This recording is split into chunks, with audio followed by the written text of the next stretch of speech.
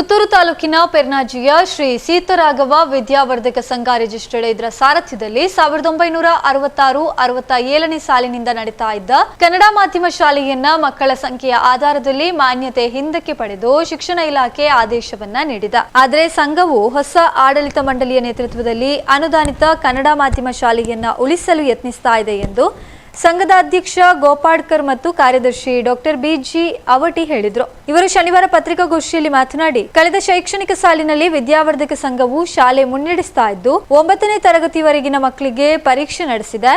ಆದರೂ ಇಲಾಖೆಯು ಮಾನ್ಯತೆ ರದ್ದು ಆದೇಶ ಹೊರಡಿಸಿದೆ. ಇದೀಗ ಕೆಲವರು ಶಾಲೆಯ ವಿರುದ್ಧ ಇಲ್ಲಸಲ್ಲದ ಆರೋಪಗಳನ್ನು ಮಾಡ್ತಾ ಇದ್ದಾರೆ. ಇದರಿಂದ ಶಾಲೆಯಲ್ಲಿ ಕಲಿತಾ ಇರುವ ಮಕ್ಕಳು ಮತ್ತು ಅದರ ಪೋಷಕರ ಮನಸ್ಸಿನಲ್ಲಿ ಅನಗತ್ಯ ಗೊಂದಲಗಳನ್ನು ಸೃಷ್ಟಿ ಮಾಡುವಂತಾಗಿದೆ. ಪ್ರಸ್ತುತ ನಾನಾ ತರಗತಿಗಳಲ್ಲಿ ಒಟ್ಟು 75 ವಿದ್ಯಾರ್ಥಿಗಳು ಕಲಿತಿದ್ದಾರೆ.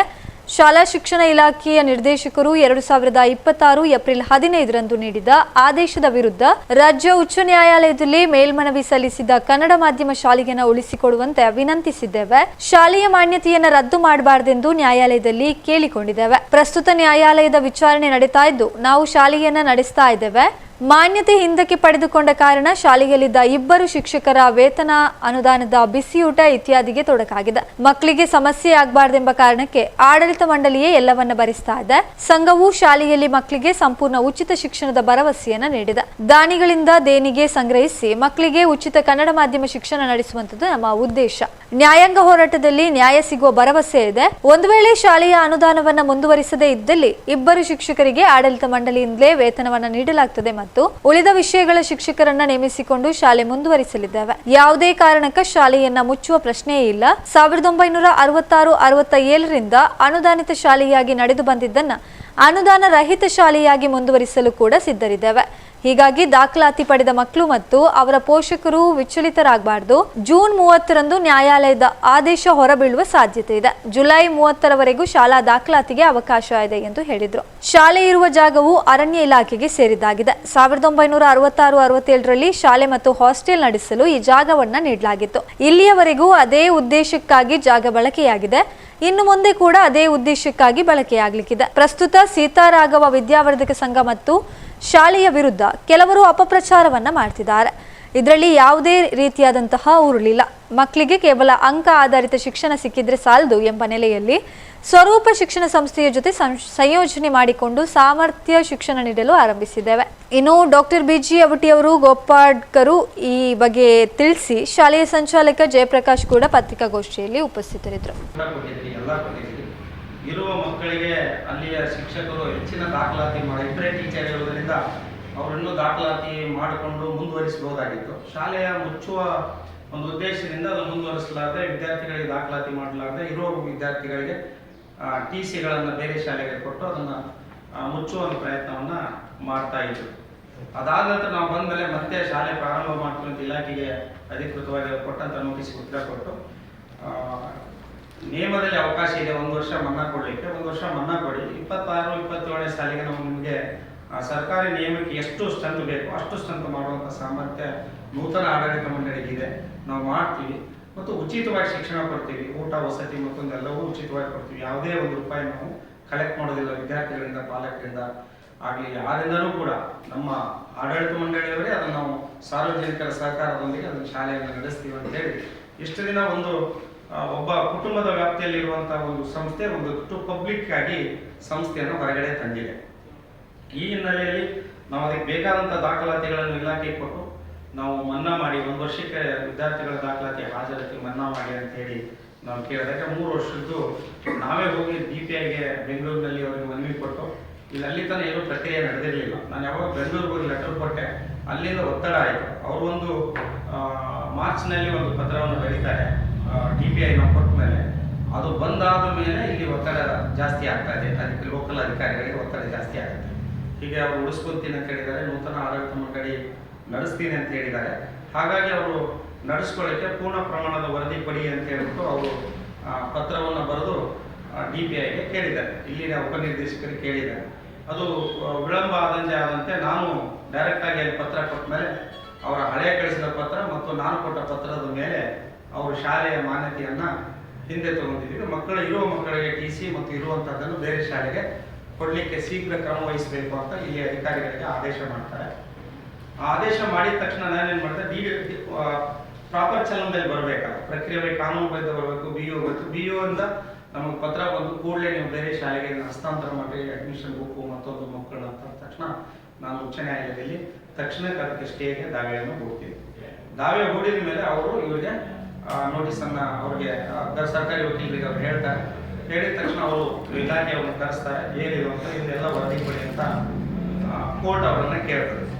ಕೇಳಿದ ತಕ್ಷಣ ಮತ್ತೆ ಏನಾಯಿತು, ಕೋರ್ಟ್ ಹೋದ್ರು ಶಾಲೆ ಉಳಿಸ್ತಾರೆ ಅನ್ನುವಂಥ ಉದ್ದೇಶಕ್ಕಾಗಿ ಮತ್ತೆ ಇದ್ರ ಮೇಲೆ ಮತ್ತೆ ಒತ್ತಡಗಳು, ಇಲಾಖೆಯ ಒತ್ತಡ ಆಗ್ತದೆ. ಅಲ್ಲಿ ಡೇಟ್ ತಗೊಂಡ್ಬರೋದು, ಇಲ್ಲಿ ನಮಗೆ ಕ್ಲೋಸ್ ಮಾಡಿ ಅಂತ ಹೇಳೋದು, ಅಲ್ಲಿ ಡೇಟ್ ತಗೊಳ್ಳೋದು, ಇಲ್ಲಿ ಕ್ಲೋಸ್ ಮಾಡಿ ಅಂತ ಹೇಳಿ ಮಾನಸಿಕವಾಗಿ ನಮಗೆ ಒತ್ತಡವನ್ನು ಮಾಡ್ತಾರೆ.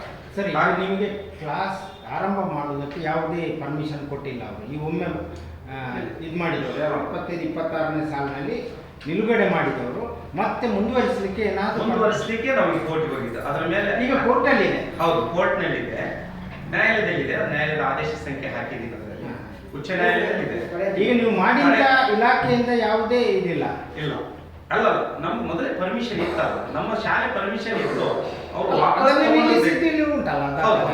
ಅದು ನಿಲ್ಲಿಸಿದ ಆದೇಶಕ್ಕೆ ನಾವು ಕೋರ್ಟ್ನಲ್ಲಿ ಹೋದ್ಮೇಲೆ ಕೋರ್ಟಿನ ಆದೇಶ ಬರುವವರೆಗೆ ನಾವೆಲ್ಲ ಕಾಯ್ಬೇಕಾಗ್ತದೆ. ನ್ಯಾಯಾಲಯದಲ್ಲಿದ್ದಾಗ ಅಥವಾ 23, 24, 25 ಕಮ್ಮಿ ಸಂಖ್ಯೆಯ ಮಕ್ಕಳು ದಾಖಲಾಗಿದ್ದು, ಒಂದು 25-26ಕ್ಕೆ ಶೂನ್ಯ ದಾಖಲೆ ಆದ ಕಾರಣ ಸಿತಾರಾಗ ವಿದ್ಯಾಸಂಸ್ಥೆ ಕೊಟ್ಟ ಮಾನ್ಯತೆ ಹಿಂದಕ್ಕೆ ಬಿಡಲಾಗಿದೆ. ಇದೆ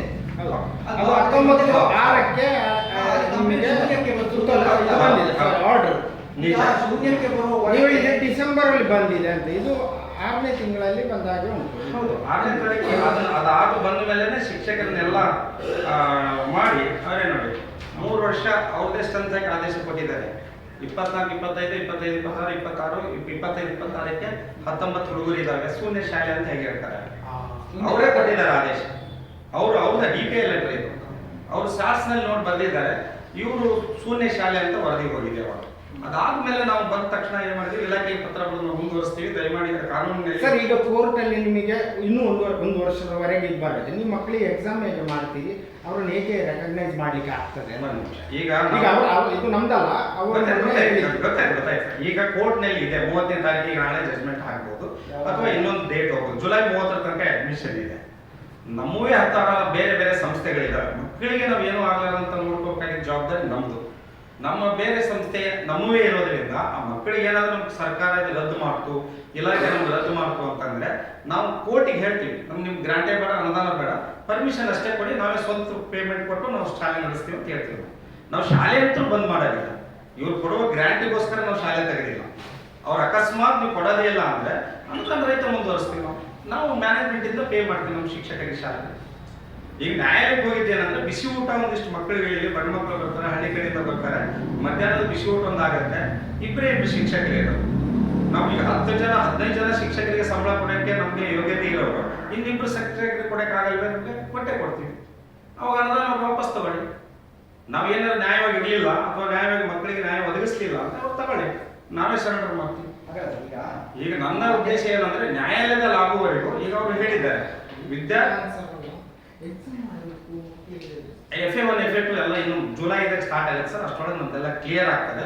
ಈಗ ಮಾನ್ಯತೆ ರದ್ದಾದ ನಂತರ ನೀವು ಹೊಸ ಮಾನ್ಯತೆಗೆ ನೀವು ಅಪ್ಲೈ ಮಾಡಿದ ನಂತರ ಅವರು ಕೊಡುವ ಹೊರಗಿನ ಅವಧಿ ಇದೆಯಲ್ಲ, ಆ ಅವಧಿಯಲ್ಲಿ ಇಷ್ಟು ತರಾತುರಿ ಮಕ್ಕಳನ್ನು ಕನ್ನಡ ಮಾಧ್ಯಮ ಮಕ್ಕಳದಷ್ಟೇ ನಾನು ಮಾತಾಡ್ತಾ ಇದ್ದೀನಿ.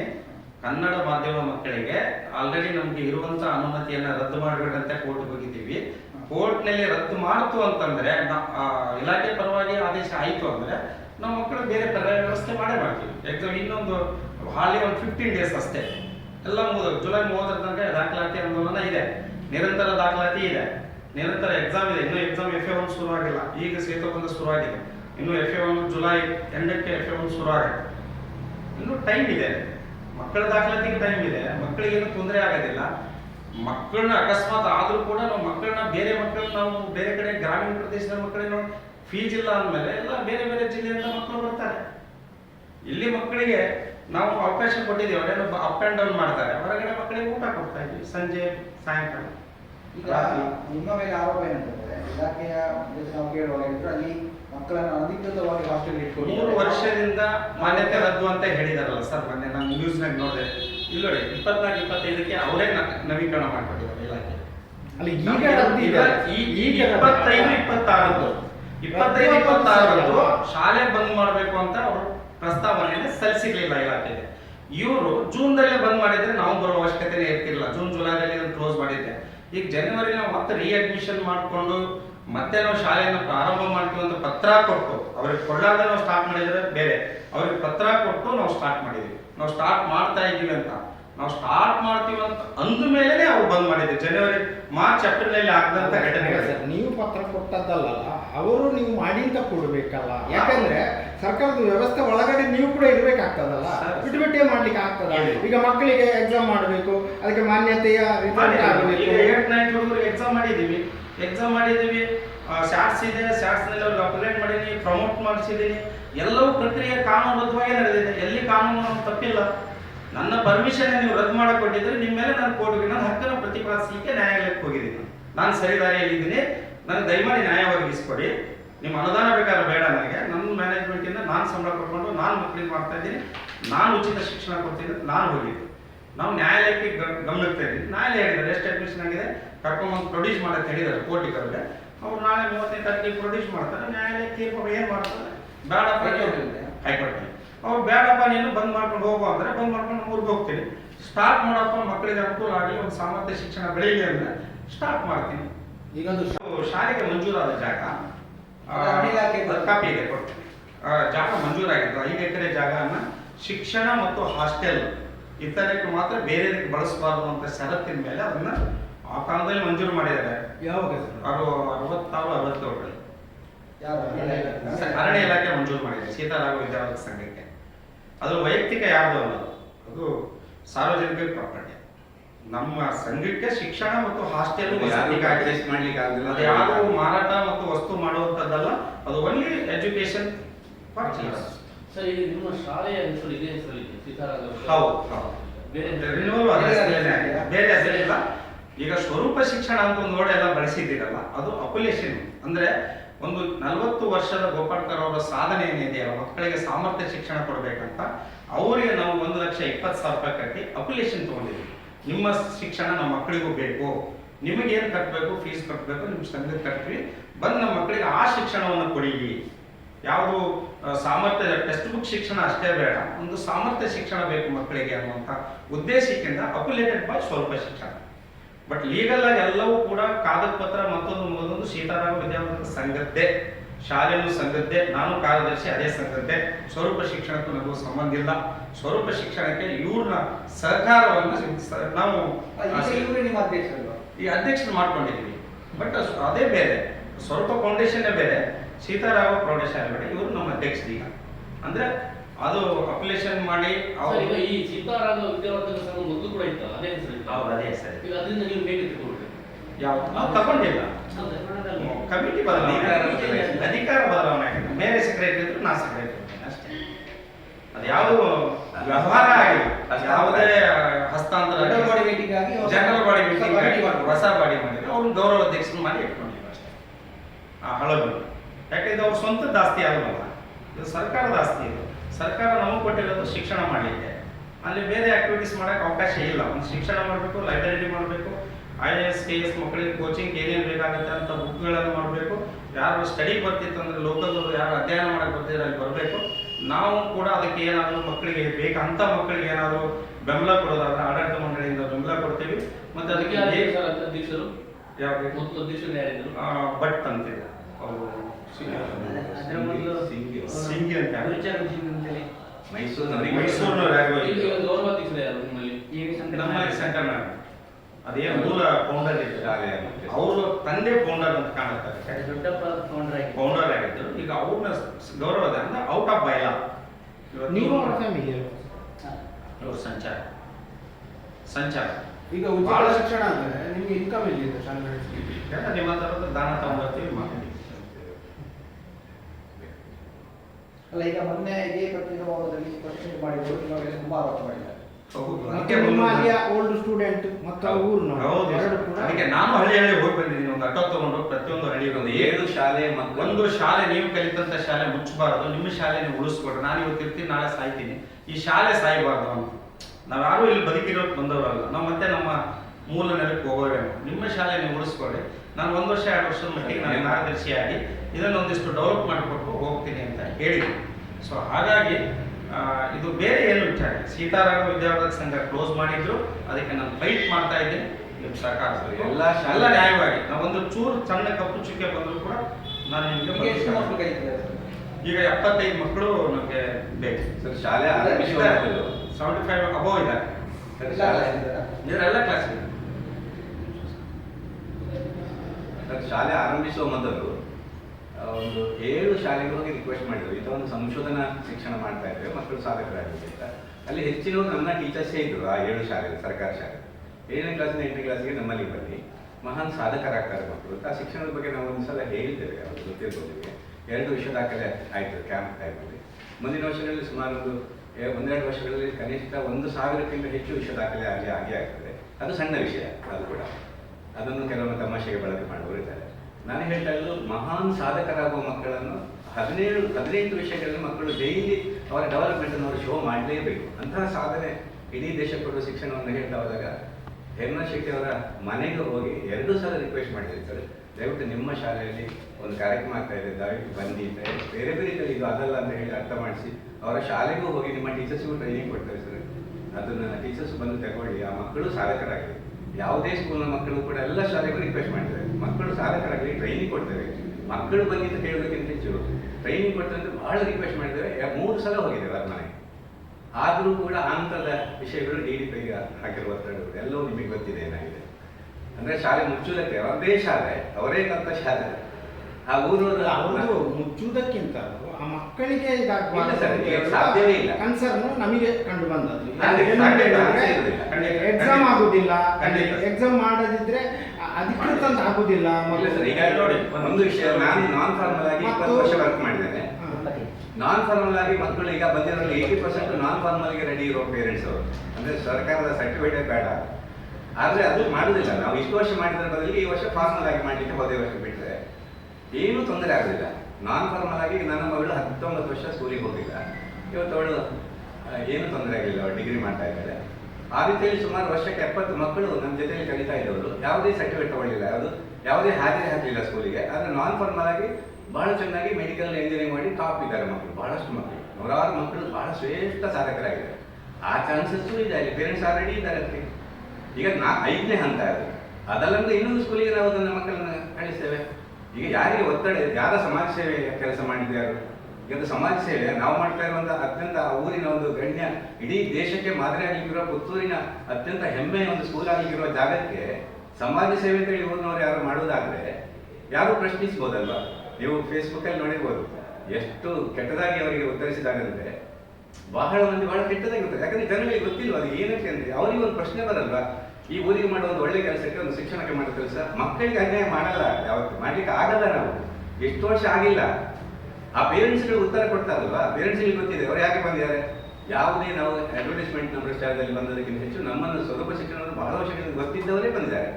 ಅದು ಇಡೀ ದೇಶಕ್ಕೆ ಎಷ್ಟು ದೊಡ್ಡ ಕ್ರಾಂತಿ ಆಗ್ಬೋದಂದ್ರೆ ಪುತ್ತೂರಿಂದ ಅವ್ರು ಬಿಟ್ಟರೆ ಗೊತ್ತಿಲ್ಲ, ಬಿಟ್ಟು ಏನಿಲ್ಲ, ನಾವೇ ನಾವು ಮಾಡ್ತೇವೆ. ಬೇಕಾದಷ್ಟು ದಾರಿಗಳಿವೆ, ಶಿಕ್ಷಣಕ್ಕೆ. ಅಂದರೆ ಮಕ್ಕಳ ಪೇರೆಂಟ್ಸಿಗೆ ಬೇಕಾದ್ದು ಮಕ್ಕಳು ಎಲ್ಲಿ ಕಲಿಬೇಕು, ಸಾಧಕರಾಗಬೇಕಾ ಅಥವಾ ಸರ್ಟಿಫಿಕೇಟ್ ಮಾತ್ರ ಸಾಕ? ಅದು ಪುತ್ತೂರಿಗೆ ಅಷ್ಟು ದೊಡ್ಡ, ಇಡೀ ದೇಶಕ್ಕೆ ಅತಿ ದೊಡ್ಡ ಕ್ರಾಂತಿ ಆಗುವ ಸಂಸ್ಥೆಗೆ ಒಬ್ಬ ತಾನು ಕಲಿತ ಶಾಲೆಯವರೇ ಒಂದು ಈ ತರ ಎಷ್ಟು ಆತ್ಮೀಯರಂದ್ರೆ ಮೊದಲಾಗಿ ಕೆಲವರು ತುಂಬಾ ಹೆಲ್ಪ್ ಮಾಡಿದ್ದಾರೆ ಎಂದು ನಾವು ಅಲ್ಲಿಂದ ಸ್ವಲ್ಪ ಮಣ್ಣಲ್ಲಿ ಆಗಿತಾ ಇರುವಾಗ ಏನು ಬೇಕಾದಾಗಲಿ ಅದಕ್ಕೆ ನಾನು ಹೊಣೆ, ನಾನು ಬಂದು ಸಹಾಯ ಮಾಡ್ತೇನೆ ಹೇಳಿದವರು. ನಂತರ ಹಾಗೆ ಆದದ್ದು 2 ಸಲ ಮನೆಗೆ ಹೋಗಿ ರಿಕ್ವೆಸ್ಟ್ ಮಾಡಿದ್ದೇವೆ, ಸರ್ ಒಂದು ಓಲ್ಡ್ ಸ್ಟೂಡೆಂಟ್ಸ್ ಅಸೋಸಿಯೇಷನ್ ಮಾಡ್ತಾ ಇದ್ದೇವೆ, ದಯವಿಟ್ಟು ಬನ್ನಿ ಬಹಳ ರಿಕ್ವೆಸ್ಟ್ ಮಾಡಿದ್ದೇವೆ. ಒಂದು ಶಾಲೆಗೆ ಹೋಗಿ 3 ಸಲ ಹೋಗಿದೆ. ಒಂದು 2 months ಕೇಳಿಕ್ಕೆ ಹೋಗ್ತಾರೆ ಬಹಳ ಮಂದಿ, ನಿಮಗೇನು ಬೇಕು ಅಂತ ಎಷ್ಟು ಮಕ್ಕಳು ಸರ್? 75 ಮಕ್ಕಳು ಈಗ ನಾವು ತೋರಿಸ್ಬೇಕು ಸರ್ಕಾರಕ್ಕೆ. 75 ಮಂದಿನ ಅಡ್ಮಿಷನ್ ಮಾಡ್ಕೊಂಡಿದ್ದೀವಿ ಈಗಾಗಲೇ. ಇನ್ನು 1ರಿಂದ 10ನೇ ತರಗತಿ ಮಕ್ಕಳು ಇಂಗ್ಲೀಷ್ ಮೀಡಿಯಂಗೂ ಫ್ರೀ ಎಜುಕೇಶನ್ ಕೊಡ್ತಾ ಇದ್ವಿ. 1,52,000 ರೂಪಾಯಿ ಡಿಪಾರ್ಟ್ಮೆಂಟಿಗೆ ಕಟ್ಟಿದ್ದೀನಿ, ಚಲನ್ ಹಾಕಿದ್ದೀನಿ. 30ನೇ ತಾರೀಕು ನಾಳೆ ಲಾಸ್ಟ್ ಡೇಟ್ ಇದೆ. ಅಷ್ಟರೊಳಗೆ ಅವ್ರು ಏನು ಅಬ್ಜೆಕ್ಷನ್ ಹಾಕ್ತಾರೆ ಮತ್ತು ಅದಕ್ಕೆ ನಾನು ಉತ್ತರ ಕೊಡ್ತೇನೆ. ಈ ಬಿಲ್ಡಿಂಗ್ ಸೇಫ್ಟಿ, ಫೈರ್ ಸೇಫ್ಟಿ ಅಂತ ಕೆಲವೊಂದು ನಾನು ಸ್ವಲ್ಪ ಟೈಮ್ ಆಯ್ತು ಬಂದು, ಇವೆಲ್ಲ ನಾನು ನಿಗದಿತ ಅವಧಿಯಲ್ಲಿ ಮಾಡ್ಲಿಕ್ಕೆ ಸಾಧ್ಯ ಆಗಲಿಲ್ಲ. ಅದನ್ನು ಕೂಡ ನಿನ್ನೆಲ್ಲ ಟ್ರೈನಿಂಗ್ ಕಳಿಸಿದ ಟೀಚರ್ಸ್ಗೆ, ಅವರು ಸರ್ಟಿಫಿಕೇಟ್ ಕೊಟ್ಟಿದ್ದಾರೆ. ಇವಾಗ ಅದನ್ನು ಬಂದು ಫೈಲ್ಸ್ ಎಲ್ಲ ಕೂಡಿಸ್ತಾರೆ, ಕೂಡಿಸಿದ ಮೇಲೆ ಫಿಟ್ನೆಸ್ ಸರ್ಟಿಫಿಕೇಟ್ ತಗೋತಾರೆ. ಅದಾದಮೇಲೆ ನಮ್ಗೆ ಅನುಮತಿ ಇಶ್ಯೂ ಮಾಡ್ತಾರೆ. ಯಾಕಂದ್ರೆ ಇದನ್ನು ಕೂಡ ಅಮೌಂಟ್ ಕಟ್ಬಿಟ್ಟಿದ್ದೀನಿ ನಾನು ಸರ್ಕಾರಕ್ಕೆ, ಇಂಗ್ಲೀಷ್ ಮೀಡಿಯಂಗೆ. ಅದು ಫ್ರೀ ಎಜುಕೇಶನ್, ಅದಕ್ಕೂ ರೊಕ್ಕ ತಗೊಳ್ಳೋದು. 1ರಿಂದ 10 LKG UKG ಇಂದ ಅಪ್ ಟು 1ರಿಂದ 10 ಅದಕ್ಕೂ ದುಡ್ಡು ಕಟ್ಟಿದ್ದೀನಿ. 2,500 ಗ್ರಾಮೀಣ ಪ್ರದೇಶಕ್ಕೆ. ಇದು 1ರಿಂದ 10ಕ್ಕೆ 1,52,000 ಕಟ್ಟಿದ್ದೀನಿ. ಅದರ ಚಲನ್ ಇದ್ದಿದೆ, ಸೊ ಕಟ್ಟಿದ್ದೀನಿ, ಎಲ್ಲ ಹಾಕಿದ್ದೀನಿ ಅಪ್ಲಿಕೇಶನ್. ಅದು ಇನ್ನೂ ಟೈಮ್ ಇದೆ, 30ನೇ ತಾರೀಕು ಲಾಸ್ಟ್ ಡೇಟ್. ಈ ತಿಂಗಳು ನಾಳೆ 30ಕ್ಕೆ ಲಾಸ್ಟ್ ಡೇಟ್ ಇದೆ. ಅಷ್ಟೊಳಗೆ ಅವ್ರು ಏನು ಅಬ್ಜೆಕ್ಷನ್ ಹಾಕ್ತಾರೆ. ಅಬ್ಜೆಕ್ಷನ್ ಹಾಕಿದ್ಮೇಲೆ ಮತ್ತೆ ನಮ್ಗೊಂದು 15 ದಿವಸ ಟೈಮ್ ಕೊಡ್ತಾರೆ ಅದನ್ನು ಅಟೆಂಡ್ ಮಾಡೋಕ್ಕೆ. ಅಷ್ಟೊಳಗೆ ನಮ್ಗೆ ಏನು ಸಿಗುತ್ತೆ ಎಲ್ಲವೂ ಕೂಡ ನಮ್ಮ ಕಾನೂನು ಚೌಕಟ್ಟಿನಲ್ಲಿ ಎಲ್ಲ ಪತ್ರಗಳನ್ನು ಪಡೆದು ಅದಕ್ಕೆ ಅಪ್ಲೋಡ್ ಮಾಡಿಬಿಟ್ಟು ನಾವು ಅನುಮತಿಯನ್ನು ಪಡ್ಕೊಂತೀವಿ. ಸೊ ಆ ಮಕ್ಕಳಿಗೆ ಏನು ತೊಂದರೆ ಆಗಿಲ್ಲ. ಯಾಕಂದ್ರೆ ನಾವು 10th ಅಡ್ಮಿಷನ್ ಮಾಡ್ಕೊಳಕ್ಕೆ ಹೋಗ್ಲಿಲ್ಲ. ಯಾಕಂದರೆ ತಕ್ಷಣ ಅದು ಇಲ್ಲಿ ಏನಾದ್ರು ಡಿಪಾರ್ಟ್ಮೆಂಟಲ್ಲಿ ವ್ಯತ್ಯಾಸ ಆದಾಗ ನಾವು ಕೋರ್ಟ್ಗೆ ಹೋಗ್ಬೇಕಾದ್ರೆ 4-5 ತಿಂಗಳ ಗಟ್ಟಲೆ ಬೇಕಾಗ್ತದೆ. ಹಾಗಾಗಿ ನಾವು 10th ಜಾಸ್ತಿ ಅದನ್ನ ಅಡ್ಮಿಷನ್ ಮಾಡ್ಕೊಳಕ್ಕೆ ಹೋಗಿಲ್ಲ. ಅಪ್ ಟು 9th ಮಾಡ್ಕೊಂಡಿವಿ. ಇದು ಆದಮೇಲೆ 10th ಮಕ್ಕಳನ್ನು ನಾವು ಕೋರ್ಟ್ಸ್ ಬಗ್ಗೆ ಸಿಗಬೇಕಾಗುತ್ತೆ. ಆಮೇಲೆ ಇವಕ್ಕೆಲ್ಲ ಪ್ರೊಸೀಜರ್ಗೆ ಟೈಮ್ ಬೇಕಾಗ್ತದೆ. ಹಾಗಾಗಿ ನಾವು ಅದನ್ನು ಅನುಮತಿ ಸಿಕ್ಕರೆ ಅದನ್ನು ಮುಂದುವರಿಸ್ತೀವಿ. ಅನುಮತಿ ಸಿಗಲಿ ಕೋರ್ಟಲ್ಲಿ ನಾಳೆ ಹಿಯರಿಂಗ್ ಇದೆ ಅಂತ ಹೇಳಿದ್ರು. 30ನೇ ತಾರೀಕಿಗೆ ಅದು ಫೈನಲ್ ಜಡ್ಜ್ಮೆಂಟ್ ಬರ್ತದಾ? Final judgement. ಫೈನಲ್ ಅಕಸ್ಮಾತ್ ಡಿಪಾರ್ಟ್ಮೆಂಟ್ ಅವರು ಏನೋ ಟೈಮ್ ತಗೊಂಡು ನಮ್ಮ ಕಡೆಯಿಂದ ಫೈನಲ್ ಎಲ್ಲ ಕೊಟ್ಬಿಟ್ಟಿದ್ದೀವಿ. ಮಕ್ಕಳು ಅಪ್ಲಿಕೇಶನ್ ಸಮೇತ ಕೊಟ್ಬಿಟ್ಟಿವಿ. ಎಷ್ಟು ಬಂದಿದ್ದಾವೆ ಏನಿಲ್ಲ ಕೋರ್ಟಿಗೆ ಸಬ್ಮಿಟ್ ಮಾಡಿಬಿಟ್ಟಿವಿ. ನಾಳೆ ಆ ಮಕ್ಕಳಿಗೆ ಈ ಕೋರ್ಟಿಗೆ ಸಬ್ಮಿಟ್ ಮಾಡೋದ್ರಿಂದ ಮಕ್ಕಳಿಗೆ ಏನೇ ಆದರೂ ಕೂಡ ಕೋರ್ಟ್ ನೋಡ್ಕೊಳ್ತಾರೆ.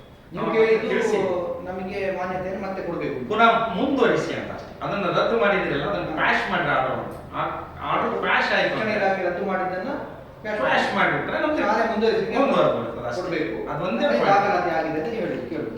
ದಾಖಲಾತಿ ಇದೆಯಾ ಅನ್ನೋದಕ್ಕೆ ಕೇಳಿದ್ದಾರೆ. ಇದೆ ಅಂತ ಹೇಳಿದ್ವಿ ಅಷ್ಟೇ. ಈಗ ನಡೀತಾ ಇರೋದು ವಾಸ್ತವ ಇದೆ. ಅದ್ರ ಮಕ್ಕಳಿಗೆ ಯಾವುದೇ ರೀತಿಯಾಗಿ ತೊಂದರೆ ಆಗಲಾರ್ದಾಗೆ ನಾವು ಗಮನ ವಹಿಸ್ತೀವಿ. ಯಾಕಂದ್ರೆ ನಮ್ಮ ಮಕ್ಕಳು DDP ಅಥವಾ BO ಕಚೇರಿ ನಿಮ್ಮ ಕಣ್ಣಿಗೆ ತುಂಬಾ ಸಂಬಂಧ ಅಲ್ಲಿ ಬಂದು ತನಿಖೆ ಎಲ್ಲ ಮಾಡಿದ್ದಾರೆ. ಅವರನ್ನು ನೀವು ಹೇಗೆ ಕೋಟೆ ಅದಕ್ಕೆ ಕೋಟೆ ಕಟ್ಟಿದ್ದೀರಿ, ನಿಮ್ಮ ಮೇಲೆ FIR ಮಾಡ್ತೀನಿ ಅಂತ ಹೇಳ್ತಿದ್ದಾರೆ. ಮಕ್ಕಳನ್ನು ಅಧಿಕೃತವಾಗಿ ಕೂರಿಸ್ತಾ ಇದ್ದೀವಿ. ನಮ್ಗೆ ಅದೇ ನನಗೆ ಹೇಳಿದ್ರು ನಮ್ಮ ಸೀನಿಯರ್ ಲಾಯರ್ ಅಡ್ವೊಕೇಟ್ ಸೋಮಶೇಖರ್, ನಿಮ್ಗೆ FIR ಆಗಿದಷ್ಟು ಭಾಳ ಖುಷಿ ಆಗುತ್ತೆ, ತಗೊಂಡ್ಬನ್ನಿ ಕೋರ್ಟಿಗೆ ಕೊಡೋಣ, ಅವ್ರು ಒಂದು 5 ಲಕ್ಷ 10 ಲಕ್ಷ ಫೈನ್ ಹಾಕೋಣ ಅಂತ ಹೇಳಿ ಹಾಕಿಸ್ತೀನಿ ಅಂತ ಹೇಳಿದ್ರು. ಹಾಕ್ತೀವಿ. ಕೋರ್ಟಲ್ಲಿ ಇರುವಾಗ ನಮ್ಮ FIR ಮಾಡುವ ಹಾಗಿರಲಿಲ್ಲ. ನಾವು ತಿಳಿಸಿದ್ದೀವಿ. ಇಲಾಖೆಗೆ ಎಂಡೋಸ್ಮೆಂಟ್ ಇಟ್ಕೊಂಡಿದ್ದೀನಿ ನಾನು. BO ಆಫೀಸ್ಗಳಿಗೆ ದಾಖಲಾತಿ ಮಾಡ್ಕೊಂಡಿದ್ದೀನಿ. BO ಆಫೀಸ್ಗಳಿಗೆಲ್ಲ ನೋಟಿಸ್ ಕಳಿಸಿ TC ಯಾರು ಕೊಡಬಾರ್ದು ಅಂತ ಮೆಸೇಜ್ ಹಾಕಿದ್ದಾರೆ. ಅದು ಕಾನೂನು ಪ್ರಕಾರ ಅದಕ್ಕೆ ನಾವು ಈ TC ಯಾರಿಗೆ ಒತ್ತಡ ಮಾಡ್ತಾ ಇಲ್ಲ. ಅಂದ್ರೆ ಬೇರೆ ಬೇರೆ ಜಿಲ್ಲೆ ಬೇರೆ ಸರ್ ನಿಮ್ಮಲ್ಲಿ ಅಷ್ಟು ದ್ವೇಷ ಯಾಕೆ ಬಂತು ಅಂತ ನಮಗೆ ಅರ್ಥ ಆಗತ್ತಿದೆ. ನಿಮ್ಮ ಅವರು ಕೂಡ ಏನೋ ಸಾಮಾನ್ಯ ಅಲ್ಲ, ಒಂದು ಇನ್ಸ್ಟಿಟ್ಯೂಷನ್ ನಡೆಸೋರು, ಒಂದು ಪ್ರೈವೇಟ್ ಶಾಲೆ ಇದೆ ಅವರಲ್ಲಿ, ಸರ್ಕಾರಿ ಶಾಲೆಯನ್ನು ಅದ್ಭುತ ಮಾಡಿದವರು. ನಾನು ಭೇಟಿ ನನಗೆ ಗೊತ್ತಿಲ್ಲ. ನಾವಂತೂ ಅವ್ರ ಬಗ್ಗೆ ನನಗೆ ಪರಿಚಯ ಇಲ್ಲ, ಬಟ್ ಭೇಟಿ ಮಾಡ್ತೀನಿ. ನಾನು ಅವ್ರಿಗೂ ಕೂಡ ಭೇಟಿ ಮಾಡಿ ರಿಕ್ವೆಸ್ಟ್ ಮಾಡ್ಕೊತೀನಿ. ಸರ್ ಇದೆ ಇವೆಲ್ಲ ಪೇಪರ್ ತೋರಿಸಿ ರಿಕ್ವೆಸ್ಟ್ ಮಾಡ್ಕೊತೀನಿ. ನಾವು ಯಾವುದೂ ಮಾಡಲ್ಲ, ಹಣ ಮಾಡ್ಕೊಂಬಂದಕ್ಕೆ ಬಂದವರಲ್ಲ ನಾವು. ಏನೋ ಒಂದಿಷ್ಟು ಮಕ್ಕಳಿಗೆ ಒಳ್ಳೆ ಶಿಕ್ಷಣ. ನಿಮ್ಮ ಪರವಾಗಿ ಮಾತಾಡುತ್ತೆ ಏನ್ ಸರ್? ಕೋರ್ಟ್ ಆರ್ಡರ್ ನಿಮ್ಮ ಪರವಾಗಿ ಅಂದರೆ ಕೊನೆಗೆ ನಾವು ನೀವೇ ಅಮಗಾರ ಹೊಡಿತು. ಕೋರ್ಟು ಕಚೇರಿಗಳನ್ನ ನಾವು ದಿನ ಹೊತ್ತು ಓಡಾಡ್ಕ್ ಹೋದ್ರೆ ಇಲ್ಲಿ ಡೆವಲಪ್ಮೆಂಟ್ ಮಾಡೋದು ಕಷ್ಟ ಆಗುತ್ತೆ. ನಮ್ದು ಏನು ಪರಿಸ್ಥಿತಿ ಇದೆ ಅನ್ನೋದು, ಯಾವ್ದು ಹಂತದಲ್ಲಿದೆ, ಯಾಕೆ ಹಿಂಗ್ ಮಾಡ್ತೀವಿ ಅನ್ನೋದು ಕೂಡ ಪ್ರಮುಖರು ಅವರು ಸಮಾಜಕ್ಕೆ ಜವಾಬ್ದಾರಿ ಇರೋ ವ್ಯಕ್ತಿಗಳಿದ್ದಾರೆ. ಭೇಟಿ ಮಾಡಿದ್ರೆ ಬಹಳ ಮಕ್ಕಳು ಬಿಟ್ಟು